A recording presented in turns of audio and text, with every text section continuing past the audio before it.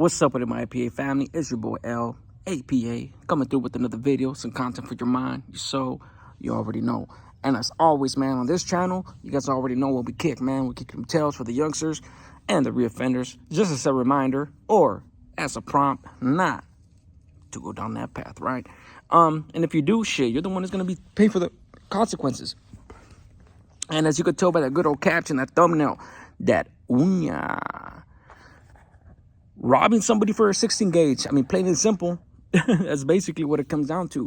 And, you know, this was all part of a criminal mentality, you know, the criminal mentality, just like the lifestyle that leads you into prison or into the halls, into YA and things like that, right? So, man, I'll take you back to my hood, to my neighborhood, man. It was probably about, I think I was already on the run. Matter of fact, I was on the run for this case. I was on the run for like a good 8 months. Please forgive the dog in the back. He's probably hungry and his owners ain't feeding him.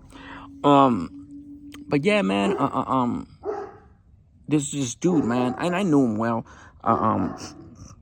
He actually ended up giving me the heads up on somebody coming to bring somebody to tag in my neighborhood and shit, and then that fool ended up getting the blues and shit like that. I mean, there's just so many stories that I have from the neighborhood that pretty much epitomizes my life as being from my hood, and you know, like doing all the fucking crossing all the boxes, right? Checking all the boxes of all the criminal shit that we did back then. And it's not like we were consciously doing that shit. Like, okay, we did this, on to the next. Did this, on to the next. Nah, hell no. That was just part of the life, man. That shit was normal to us. And it was what it was. But the same individual that gave me heads up on something that now that I remember, was selling a 16 gauge. He was selling a 16 gauge, and, you know, I caught wind of it. And obviously, since he's in my neighborhood, since he's in the hood, like, to us, it's just like, you know, whatever you do in the hood, you know, we're going to try to get a piece of it. You know, we're going to try to get a piece of it no matter what. And that's exactly what we did. So we went over to his house, man. We went over to his house, and sure enough, man, knock at the doors, me and two homies, one of my homeboys and somebody else. And we went over to his house, man, and we went in and whatnot. We're chilling. And I guess the point of the story is how easily shit can change, right? Because we went over there with the righteous intention of just like scoping it out. You know, the dude was a resident. He wasn't a gang member or anything like that, but he had grew up in the neighborhood. He wasn't necessarily somebody that to us was like seen as like tough or anything like that. So we could very easily just gangster some shit on him. So we went in there, man, regardless, giving the benefit of the doubt. And, you know, as we were talking, guys, and this happened like in, I think like 2004, you know, so it's been a minute. And, somewhere along the conversation, the dude said something, you know, like we asked him the price, this and that. And I guess the homie that was with me either didn't like the price or didn't like the way he said it or something. And that fool was like, wait, what you mean, homie? What you mean? And when I heard that, that automatically snapped into fucking take shit from a ninja mode, you know? And so when he said that, I was like, okay, well, fuck it then, you know? Now we're gonna take it. Now you ain't gonna get shit. You know, took it from him, grab him. And the only thing I remember him saying is, come on, Looney. Come on, Looney. Really, dog? That's how you gonna do me? Come on, Looney. And I told him, like, man, you shouldn't have came at the homie like that, bro. You know? Don't forget what neighborhood you're at. You know? He's like, this is the type of shit that happens, dog. It's our shit now. Took it, whatever.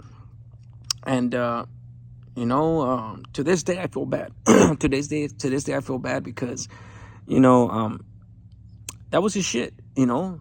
I don't give a fuck if it's a fucking bag of chip he was selling or fucking radio or whatnot. You know, that's somebody else's shit. They're just trying to exercise some fucking, some capitalism, you know? And here come the bullies, man, of the neighborhood and shit, just fucking taking shit from motherfuckers, man. And I did that shit a gang of times in my life, man. Like I said, it was just part of the lifestyle. We didn't give a fuck. And, you know, survival of the fittest. If you were weak, you were gonna get your shit taken. Simple as that. If you're strong, you can still get your shit taken. Just probably a little more violence involved, but it is what it is. You know, that's just the type of shit that happens. You know, I don't condone it. You know, I don't glorify it. You guys already know my style. I'm kicking the story just to let you guys know, man, if you're out there doing some shit like this, man, this shit could very easily have turned into something else, right? Maybe he had another gun. He could have ran in there and hit us, shoot us from the back. At that point, he don't know his shit, right? Or later on, he could have fucking grew the balls and be like, man, fuck this fools, they robbed me. You get killed that way.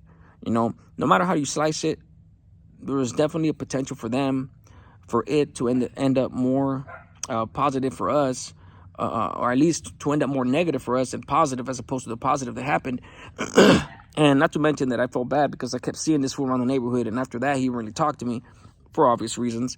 But in the back of my mind, I was just like, fuck. Even though later on I felt bad, like I said, you should have never got it to homie like that. You know, like, fuck. You gotta understand that, you know, when you're in the streets with certain dudes and they're on a certain state of mind and they're running amok, and we're talking about gunners, bro. He knew what's up. We were gunners out there. We were actually gunning shit, like, for real, for real.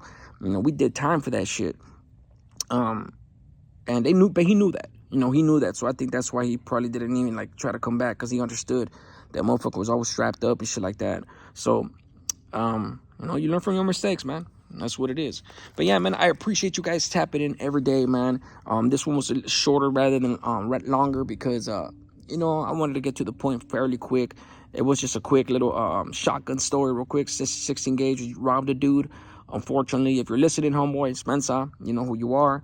I think you probably even came on my channel one time, if I'm not mistaken. There's a lot of people from back then that have come on my channel, and they see the change in me, and they see the growth, and they definitely respect the fact that, you know, I went through the whole thing, through the fire, the storm, and came out of it alive, you know, because I did the thing, man, and I went to places that people would never want to be at, you know, and I don't wish it on nobody, you know.